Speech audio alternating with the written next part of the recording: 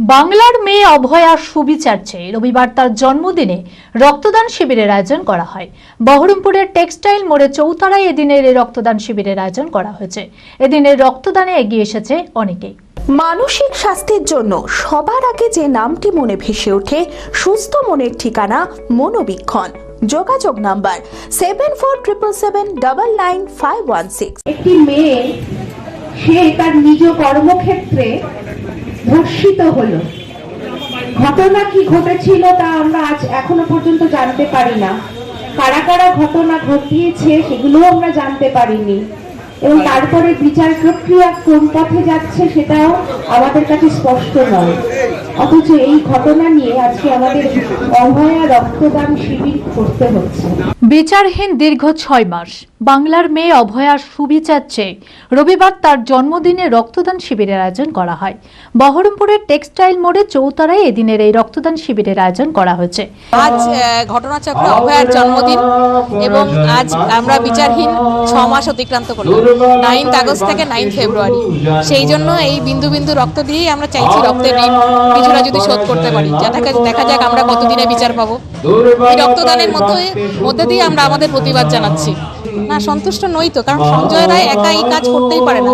সেটা যে কোনো স্বাভাবিক বুদ্ধিসম্পন্ন মানুষ জানে যে সঞ্জয় রায়কে বাঁচাবার জন্য পুরো প্রশাসন সমস্ত সবাই ঝাঁপিয়ে পড়েছিল তাকে বাঁচাবার জন্য, সেটা তো হতে পারে না। আমরা চাই সঞ্জয় রায় তো শাস্তি পাবেই, কিন্তু তার সাথে সাথে সেই ঘটনায় যারা জড়িত তাদের সবাই ধরা পড়ুক এবং তাদের সবার কঠোরতম শাস্তি হোক। এদিনে রক্তদান শিবিরে এগিয়ে এসেছে অনেকেই। অন্যদিকে অভয়ার সঠিক বিচার এখনো হয়নি। আসল যারা দোষী তারা অবশ্যই সামনে আসবে বলে আশাবাদী অনেকেই। আসলে আজকে অভয়ার জন্মদিন, তো আমরা জানি আজ প্রায় 6 মাস অতিক্রান্ত। অভয়া এখনো সেইভাবে বলতে পারি না যে সঠিক বিচার পেয়েছে।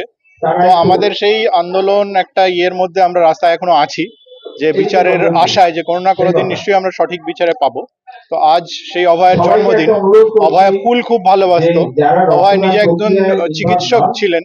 তো সেই জন্য তার স্মৃতির উদ্দেশ্যে এবং আমরা যে এই আন্দোলনের মধ্যে এখনো রয়েছি বিচারের দাবি নিয়েই, আমরা একটা যাতে মানুষের কাজে লাগে এমন একটা দানের মাধ্যমে, রক্তদানের মাধ্যমে আমরা দিনটাকে উদযাপন করার চেষ্টা করছি। একেবারেই অখুশি, কারণ মনে হয় না যে একজনের দ্বারা এই কাজটা সম্ভব, এবং প্রমাণ লোপাট তো হয়েইছে, সে নিয়ে তো কোনো সন্দেহ নেই। সেই নিয়ে যে কোনো রকম ভাবে তদন্ত সামনে আদৌ এসছে কিনা সেগুলো আমরা জানি না। তো সেই আশা নিয়ে আছি কোনো না কোনো দিন আমরা এর সঠিক বিচার অবশ্যই পাবো, এবং আসল যারা দোষী তারা নিশ্চয়ই সামনে আসবে। রাইস এডুকেশন বহরমপুর শাখার উদ্যোগে আগামী 19শে ফেব্রুয়ারি বুধবার সকাল 10টায় বহরমপুর রবীন্দ্র সদনে আয়োজিত হতে চলেছে উত্তরণের পথে।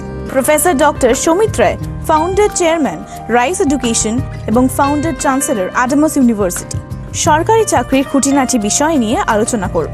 সরকারি চাকরির জন্য আগ্রহী সকল ছাত্রছাত্রীদের সাদর আমন্ত্রণ। আসন সংখ্যা সীমিত, তাই আজই যোগাযোগ করো রাইস এডুকেশন বহরমপুর শাখায়। রাইস এডুকেশন, সফলতার আরেক নাম।